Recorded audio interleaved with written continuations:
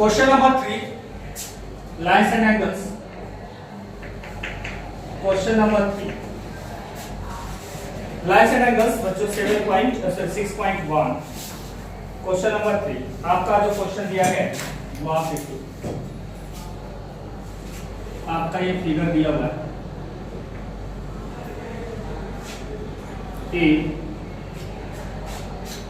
PQR है, PQR, और ये पॉइंट दिया गया है S और T। S और आपको गिवन दिया है बच्चों, आपको दिया है कि एंगल PQR, एंगल क्या दिया बच्चों, PQR इज इक्वल्स टू जो दिया है और PRQ जो दिया ये दिया, दिस इज अ गिवन, ये आपको दे रखा है, बात समझ आ रही है? तो आपको शो करना है बच्चों मेरे, ये गिवन है, गिवन टू प्रूव करना है, टू प्रूव क्या करना है बच्चों, एंगल PQS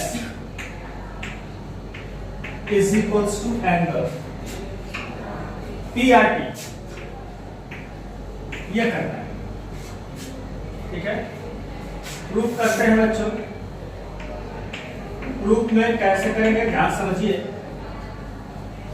भाई। देखो क्या कर दिया है, उस पर ऑब्जर्वेशन देखना होता है। क्या कर दिया है बच्चों मेरे, क्या कर दिया, देखो PQR मतलब ये वाला एंगल्स और यहाँ पे इसके इक्वल दिया है PR दिया हुआ है। तो आपको प्रूव करना है कि PQS मतलब ये वाला एंगल्स इस एंगल के क्या होना चाहिए, इक्वल होना चाहिए, यही करना है।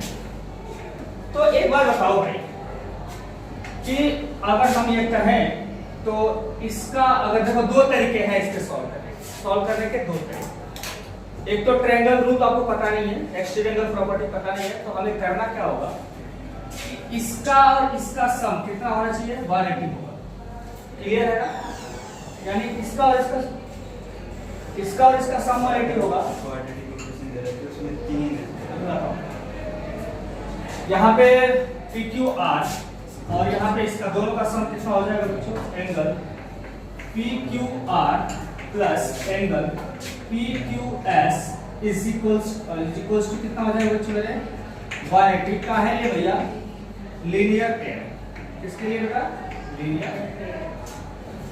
आई बात समझ में?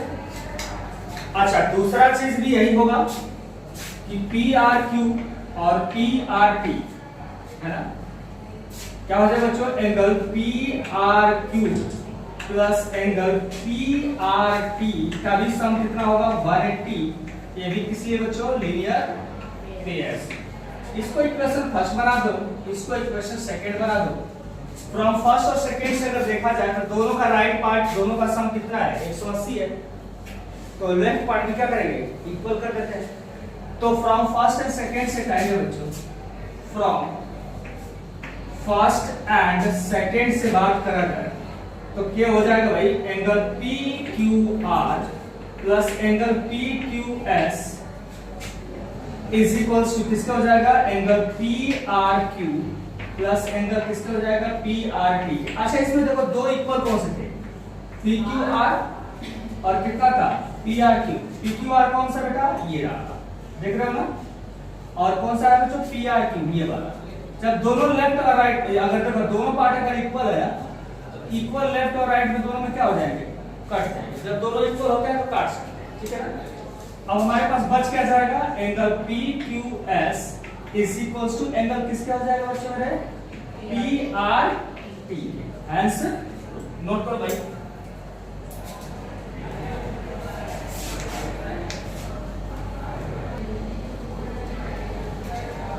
देखो बच्चों, क्वेश्चन नंबर 4 है 6.1। क्वेश्चन नंबर 4 6.1 कह रहा है बच्चों, इन द फिगर, जो फिगर दिया गया है आपके पास, ये सामने फिगर जो दिख रहा है, उसमें कह रहा है कि x प्लस y का जो सम होगा ना, वो W प्लस Z के इक्वल हो जाएगा, W प्लस Z के इक्वल। तो आपको प्रूव करना है कि AOB जो है वो क्या है, लाइन, मतलब स्ट्रेट लाइन। बात समझ आई आप? तो गिवन पर दिया बच्चों, गिवन जो दिया है वो लिख लीजिए। गिवन जो दिया है angle x plus angle y is equal to angle W plus angle Z। Proof क्या करना है बच्चों मेरे, टू प्रूव करना है आप लोगों को कि एंगल यहाँ पे जो होगा AOB is a straight line. यही प्रूव करना है ना, क्या प्रूव करना है बेटा, स्ट्रेट लाइन। यही प्रूव करना है कि AOB इज अ लाइन। तो क्या करोगे भाई, देखो प्रूफ में आते हैं, आसान सा है, इतना मुश्किल भी ना है। प्रूफ देखो, आप लोगों को सभी लोगों को पता है कि जब हम चारों एंगल को जोड़ दें तो एक सर्कल पे एक राउंडेड एंगल कितना बनाता है, 360 बना देता है। तो सभी को हम लोग क्या करेंगे, यहाँ पे angle x plus angle y plus angle z plus angle w is equals to 360। ये क्यों बच्चों, कंप्लीट एंगल, पता है ना क्या बच्चों है, कंप्लीट एंगल। ये बात क्लियर है सभी लोगों को, कंप्लीट एंगल्स पूरा बना देता है 360 डिग्री होता है ना। अच्छा बच्चों, अब हमें कह रहा था कि x प्लस y की जगह पे w प्लस z है। देखो ये w प्लस z दिख रहा है ना, इस w प्लस z की जगह पे हम क्या लिख सकते हैं, x प्लस y लिखा जा सकता है, लिख सकते हो ना। तो चलो, तो यहाँ पे हो गया angle x plus angle y, और यहाँ पर भी angle x plus angle y लिखो, ये 360 हो जाएगा। अच्छा देखो, ये एंगल x और ये एंगल x दोनों जुड़ेंगे तो कितना हो जाएगा, ट्वाइस ऑफ एंगल x होगा ना बेटा। तो ये twice of angle x plus twice of angle y is equals to 360। 2 common कर दिया जाए तो angle x plus angle y is equals to 360। अब भाई इसको काट दो तो कितना बच जाएगा, 180 ना। तो angle x plus angle y का जो सम हो गया कितना हो जाएगा, 180। और हमने बताया था कि किसी भी दो एंगल का सम, यहाँ पे अगर किसी में सम का 180 हो जाए पूरा एक स्टेट है, तो उनका दोनों का सम, अगर किसी भी दो एंगल का सम अगर 180 होता है तो लाइन क्या बन जाएगी, स्ट्रेट लाइन बन जाएगी। कन्वर्ज ऑफ किसके, लीनियर पेयर का। कन्वर्ज ऑफ लीनियर पेयर ये कहती है ना बच्चों कि किसी दो एंगल का सम अगर 180 हो जाए तो लाइन क्या हो जाएगी, स्ट्रेट हो जाएगी। मतलब देयरफॉर क्या हो जाएगा बच्चों मेरे, AOB is a straight line. क्या हो जाएगा बच्चों मेरे, स्ट्रेट लाइन। ये बात क्लियर हुई, नोट करो नीचे। चलो बच्चों हम लोग आगे काम करते हैं। कह रहा है कि इसमें क्वेश्चन में देखो, क्वेश्चन नंबर क्या है, 5 है, और बहुत इंपॉर्टेंट क्वेश्चन भी है, बहुत इंपॉर्टेंट क्वेश्चन भी है ये। आप लोगों को पता भी होगा कि पेपर में आने के चांसेस इस क्वेश्चनों पे ज्यादा होता है इसका, ठीक है ना। यही एक ऐसा क्वेश्चन है जो इस एक्सरसाइज में जो ज्यादा चांसेस होता है आने के लिए, ठीक है, 9th क्लास में। देखो PQR, सॉरी कह रहा है कि इसमें देखो POQ एक लाइन है, POQ मतलब POQ एक लाइन हो गई, और कह रहा है कि OR जो है, OR एक परपेंडिकुलर है, और कह रहा है कि PQ लाइन PQ और OS इज अनदर रेज, जो क्या कह रहा है बच्चों यहाँ पे OP and OR, OP and OR के बीच में है, ठीक है ना। तो प्रूव करना है कि angle ROS is equals to जो होगा वो half of angle QOS minus POS होगा, ठीक है। बहुत इंपॉर्टेंट क्वेश्चन भी है। तो आप सुनो, इसमें ध्यान देने वाली बात यह है कि जब कभी भी आपको देखो, आपको प्रूफ क्या करना है तो वो आप ध्यान में रखो, ROS प्रूफ करना है और क्या करना है बच्चों, QOS माइनस POS लिखा हुआ है। हाँ, तो सबसे पहले क्या करोगे कि आप QOS फाइंड करो, QOS पहले प्रूफ में आते हैं, समझाता हूं बच्चों आप लोगों को। तो समझिए क्या है, तो एंगल हमने क्या बोला था बच्चों लिखने के लिए, आप लोगों को सबसे पहले क्या लिखना है, QOS लिखना है। तो QOS कौन सा है, Q ये रहा, O रहा, S रहा। तो QOS को दो पार्ट में लिखा जा सकता है, जरा ध्यान देना, QOS को दो पार्ट में कैसे लिख सकते हैं। तो SOR प्लस कितना लिख सकते हैं बच्चों, QOR लिखा जा सकता है, लिख सकते हो ना भाई। पूरी एंगल को यहां से यहां तक पूरा एंगल है जो, उसको दो पार्ट में क्या लिख सकते हो या नहीं, दो पार्ट में, दो एंगल में डिवाइड है, तो दो एंगलों में लिख सकते हो। तो एंगल कितना हो जाएगा बच्चों, एंगल SOR प्लस एंगल कितना ले सकते हैं बच्चों, QOR। अब देखो, अब QOR की वैल्यू कितनी थी, QOR की वैल्यू कितनी थी बेटा, यहाँ पे 90 रहा था। देखो QOR की वैल्यू जो दी हुई थी कितना दिया था, 90 दे रहा था। हम इससे जगह क्या करेंगे, 90 सब्स्टिट्यूट करेंगे, बड़ा आसान होता है। तो देखो QOS is equals to angle SOR plus of the 90, ये हमारा फर्स्ट इक्वेशन बना देता है बच्चों। अब दूसरा हमें देखो, दूसरा एंगल इसमें POS को जिक्र किया हुआ है, माइनस किया हुआ, तो POS को भी फाइंड करेंगे। तो एंगल POS को निकालते हैं हम लोग। एंगल POS अगर आप निकालो तो एंगल POS को देखो, POS कौन सा है, POS ये वाला एंगल है, POS दिखाई दे रहा है आप लोगों को, ये POS दिखाई दे रहा है। इसको दो फॉर्म में लिखना है, तो बताएगा कैसे लिखें। तो देखिए POS को जब लिखना होगा ना, POS को, तो हम कहेंगे कि भैया ऐसा करो ना सर कि POR में से SOR को क्या कर दो, घटा दो। दो टर्म में लिखने का मतलब ये हो गया कि आप क्या करो बेटा कि POR में से आप क्या करोगे बेटा, SOR को सब्ट्रैक्ट कर दो, कोई दिक्कत ही नहीं आएगी। तो हम वही करेंगे बच्चों। तो एंगल कितना हो जाएगा बच्चों, POR माइनस कितना हो जाएगा बच्चों, एंगल SOR। इसको हम देखो, अच्छा POR की वैल्यू कितनी है भाई, समझो POR की वैल्यू अगर ये 90 है यहां से, तो another angle also with 90 whole, 90 होगा ना, 90 का ही होगा। तो हम क्या करेंगे बच्चों, यहाँ पे 90 माइनस एंगल SOR लिख देंगे और इसको सेकंड बना देंगे, सेकंड इक्वेशन बना देंगे। बहुत अच्छा क्वेश्चन है, आसान से हो भी जाता है। अब देखो मैंने माइनस किया था, एंगल QOS माइनस POS किया, तो हम भी करेंगे। तो क्या करेंगे, angle QOS minus angle POS is equal to, जरा ध्यान समझिएगा, तो एंगल SOR प्लस 90 माइनस करेंगे ये साइड वाला ना, सेकंड वाला, तो क्या हो जाएगा 90 माइनस एंगल SOR आ जाएगा यहाँ पे। क्लियर है। और जरा ध्यान दीजिए यहाँ पे एंगल QOS माइनस एंगल कितना हो जाएगा, POS is equal to angle SOR plus of the 90 minus 90 plus angle SOR आ जाएगा। देखो तो ये 90 से तो 90 तो गया, 90 से 90 तो गया। अब SOR और SOR दो जुड़ जाएंगे तो कितना हो जाएगा, twice of angle SOR।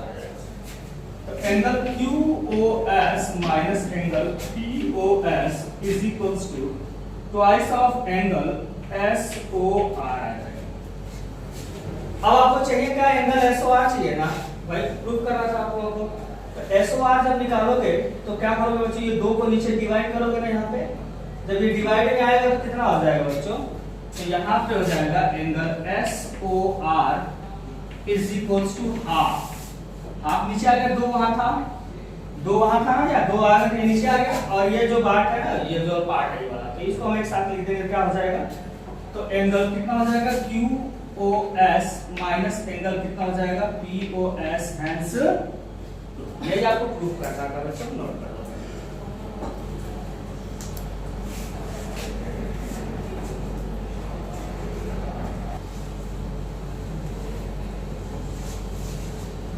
Question number 6 बच्चों मेरे, कह रहा कि in the given that XYZ is 64 और XY को प्रोड्यूस किया जाएगा अप टू P तक।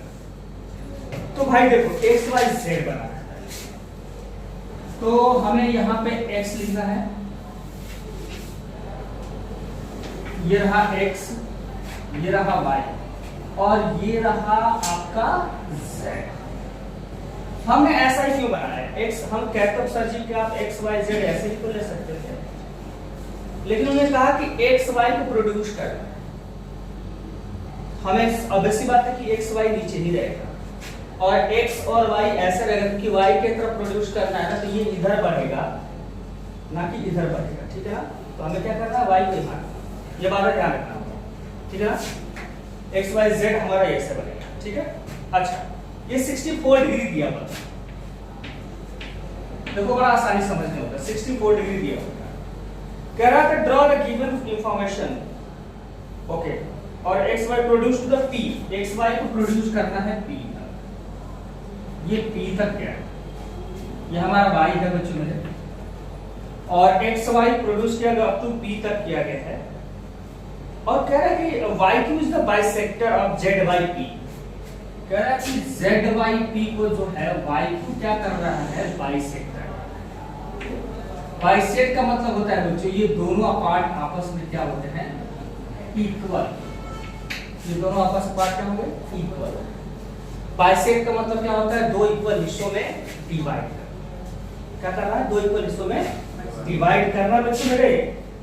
तो अब कह रहा है कि फाइंड करना है आपको एक्स वाई क्यू और reflex of Q by P, ठीक है ना। एक्स वाई क्यू, एक्स कौन सा भाई, एक्स वाई क्यू, ये पूरा एंगल यहां से यहां तक, और रिफ्लेक्स फाइंड करना है किसका, Q by P. Q by P यानी इसका रिफ्लेक्स फाइंड करना है। रिफ्लेक्स फाइंड करते समय तो आप जानते हैं क्या करेंगे, 360 में से उस एंगल को क्या करेंगे, सबट्रैक्ट कर देंगे, माइनस कर देंगे, आपका एंगल आ जाएगा। बात समझ आ रही है आप लोगों को।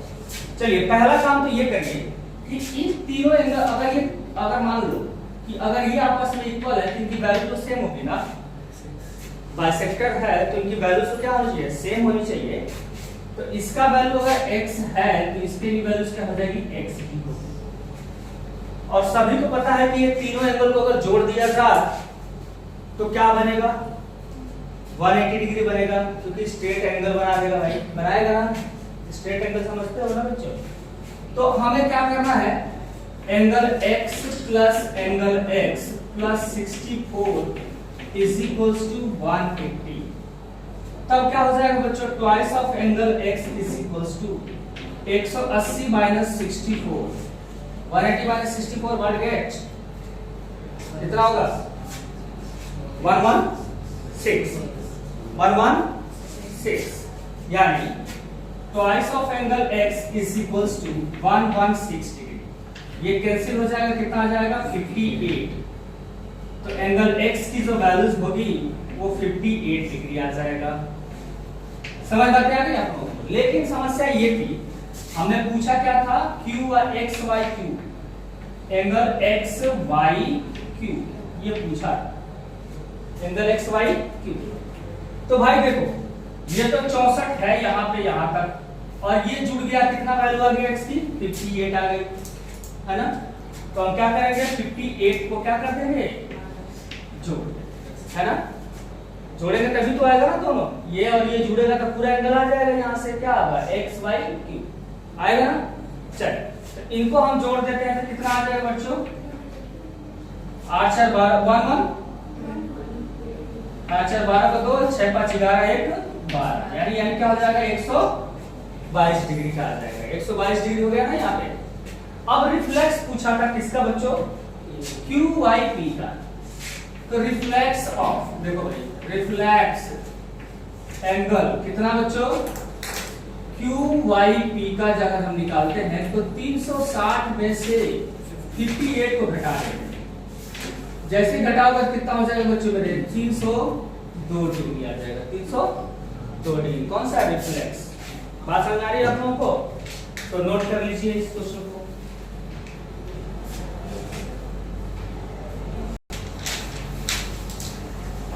देखिए बच्चों, एक्सरसाइज 6.2 सबको कंसेप्ट पहले लेक्चर में ही समझा दिया था, जब शुरुआत रिवीजन कर रहा था बता दिया था कि पैरेलल लाइन से सारे कंसेप्ट बता दिया था, आप लोगों को याद है ना। तो अब इस पे क्वेश्चन करेंगे बच्चों। क्वेश्चन नंबर फर्स्ट 6.2 का जो फर्स्ट क्वेश्चन है वो कह रहा है क्या कि एक लाइन है AB, एक है BC, एक है क्या CD, जो भी कौन कौन सी लाइन है बेटा, AB, ये क्या है CD, और क्या है EF। इस पे एक लाइन ट्रांसवर्सल का काम कर रही है बच्चों, जो सभी के लिए आएगी, है ना। ओहो उल्टा बना दिया, कि लाइन हमने उल्टा बना दिया ना बच्चों। बस वैसे कोई दिक्कत नहीं है, उल्टा सीधा एक समान ट्रांसवर्सल ही तो है, क्या दिक्कत से, लेकिन हम बना देते हैं ऐसे, है ना बच्चों। ये ऐसे था, हम ऐसे ही बना देते हैं ट्रांसवर्सल, ठीक है। तो हमारे पास क्या है, ये है x और ये है बेटा हमारे पास क्या y, और ये कह रहा है कि z, ये कह रहा है क्या z, ठीक है। और इसमें दिया हुआ है क्या कि AB जो है पैरेलल टू किसके है, AB पैरेलल टू CD है, और CD जो है पैरेलल टू किसके है, EF। बड़ा आसान सा है टॉपिक, कोई दिक्कत नहीं है। और कह रहा है कि y रेशियो z की जो वैल्यूज है आप लोगों को वो कितना दिया है, 3 रेशियोस ऑफ द 7 दिया, 3 रेशियो 7, y रेशियो z दिया। क्लियर है। अब आपसे पूछा है कि एंगल x की वैल्यू क्या है, एंगल x की वैल्यू क्या है। तो जाहिर सी बात है बच्चों कि अगर हम ये काम करें, एक बात ध्यान रखना, ग्रुप में समझो, निकालना ही है। क्लियर, हेलो बेटा, अब समझो। एक बार बता रहा, कुछ बच्चे गलतियां कर सकते हैं, डायरेक्ट करना शुरू करते हैं, ऐसा डायरेक्ट मत करना। तुम्हें कहना है क्या है कि भाई AB पैरेलल टू CD के है और CD पैरेलल टू किसके बच्चों, EF के है। तो ऑब्वियस सी बात है कि AB जो होगा पैरेलल टू किसके हो जाएगा, EF के होगा। यानी अगर हम इस लाइन की बात करें AB पैरेलल टू EF, ये वाली लाइन, इस लाइन को, बीच वाली लाइन को भूल जाओ, बीच वाली लाइन को क्या करो, दिमाग से बाहर कर दो, सोचो ही मत बीच वाली लाइन को, बीच वाली लाइन को सोचना ही नहीं है, छोड़ दो क्या है। तो x किसके इक्वल हो जाएगा, z के इक्वल हो जाएगा, अगर उसको भूल जाए तो ना। तो angle x is equals to किसके हो जाएगा, एंगल z के हो जाएगा। और ये क्यों भाई, अल्टरनेट से अकॉर्डिंग हो जाएगा, अल्टरनेट इंटीरियर एंगल्स, ये सभी को।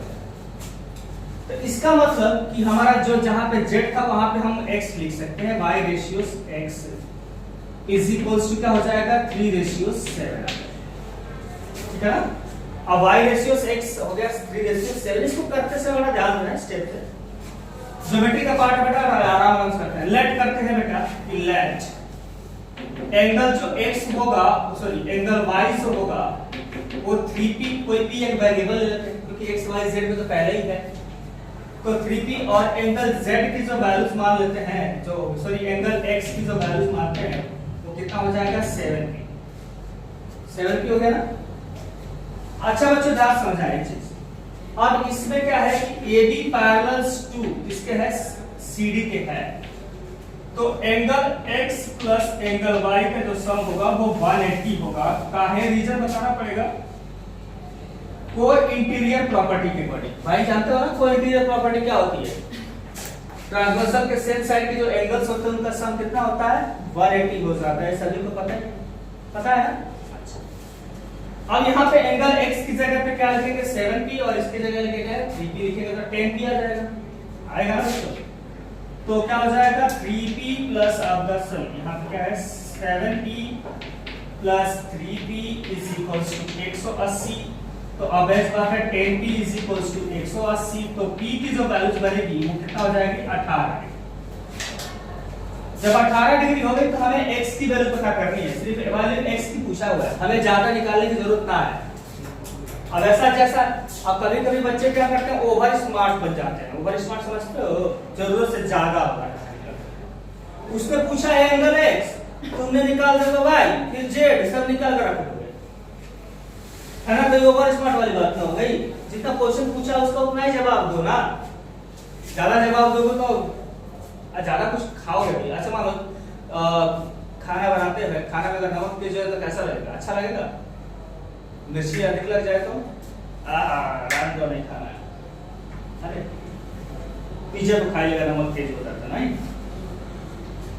कौन कौन पिज्जा खाता है खूब रेगुलर, महीने में, हफ्ते में? मैं हफ्ते में नहीं खाना। अच्छा शर्मा दे रहे हो तुम लोग, सोच लोगे कि कैसे बोल लो नहीं। सालों में एक बार, तब तो तेरे नेग्लिजिबल है। चल, तो हमारे पास क्या है, p की वैल्यू 18, जितना पूछा उतना ही काम कर दिया करो। तो एंगल x की वैल्यू, एंगल x की वैल्यू क्या हो जाएगी बच्चों मेरे, 7p, p की जगह पे कितना डिग्री, 18। अब 18 साथ कितना होता है भाई, 100। 126 126 जानते हो ना, 126 हिंदी कभी कभी नहीं आती है ना तुम लोगों को। 126 डिग्री यानी 126 डिग्री अगर हो जाए एंगल एक्स की वैल्यू, ठीक है ना, नोट करो भाई। अगला क्वेश्चन चलते हैं हम लोग क्वेश्चन नंबर 2।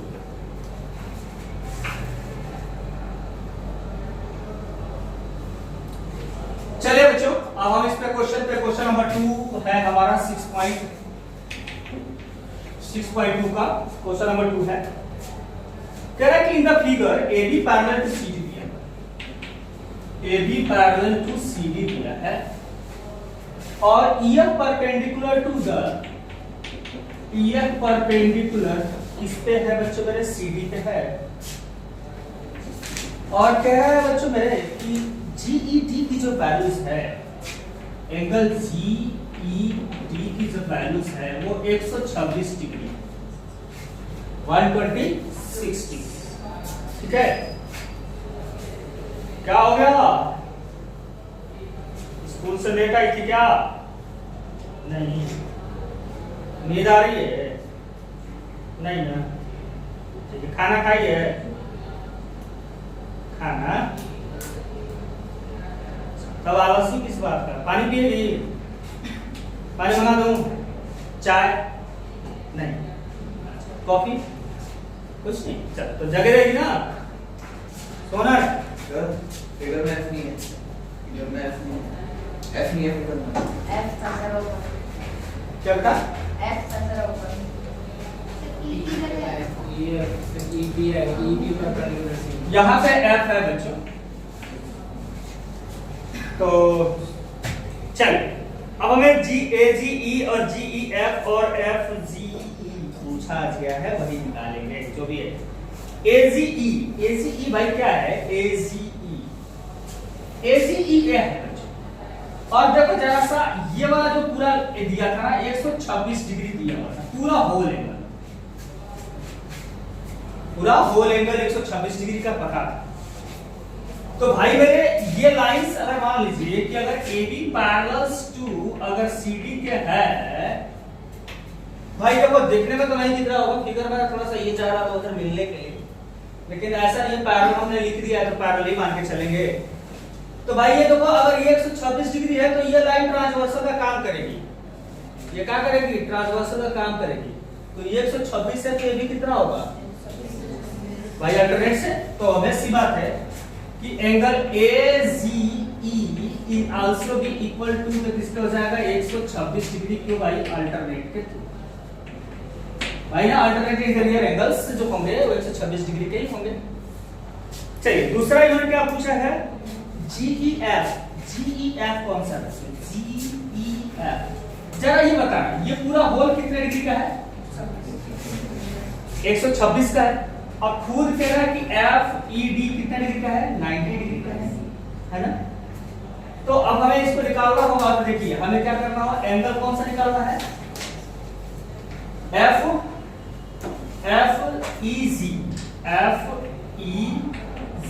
की वैल्यूज निकालनी है। तो FEG की वैल्यूज निकालनी है तो इसमें से क्या करेंगे? एंगल GED में से एंगल किससे बेटा? GED में से एंगल FED माइनस कर देंगे। एंगल FED को क्या करेंगे? माइनस कर देंगे। तो ये वैल्यूज कितना दिया? 126 माइनस 90, व्हाट यू गेट? कितना बचेगा? 36 डिग्री का बच जाएगा। तो ये 36 डिग्री हो जाएगा भाई, 36। आई बात समझ में आप लोगों को? और इसके बाद तीसरा पूछा था FGE भाई, FGE तो भाई मेरे 180 में से इसको माइनस कर दो, ये लीनियर पेयर के अकॉर्डिंग तो बन ही जाएगा, बाकी लंबा चौड़ा करने की कोई जरूरत ना है। क्या करोगे? 180 में से माइनस कर दो, कोई दिक्कत नहीं। तो क्या होगा? तो यहां पे जो वैल्यूज आएगी बच्चों लिखेंगे क्या? तो angle FGE is equals to 180 minus कौन सा भाई? क्या लिखेंगे? 126। 180 माइनस 126 कितना बचेगा? 54 डिग्री यानी 54 डिग्री। इसमें लिखना बच्चों क्या, लीनियर पेयर रूल से हम लोग किए थे। हम लोग किससे किए थे, लीनियर पेयर रूल से। कोई अलग रूल अप्लाई नहीं किया था, क्या लगाया था, लीनियर पेयर रूल से अप्लाई किया था। ठीक है बच्चों मेरे, तो इसको नोट करो भाई।